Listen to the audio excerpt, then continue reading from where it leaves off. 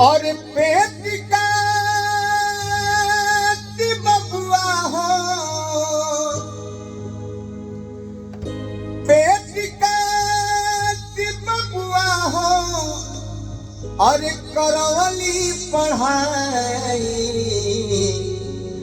अब में हर मीठ बारी तित बड़ी माई, अब में हर मीठ बारी तित बड़ी माई।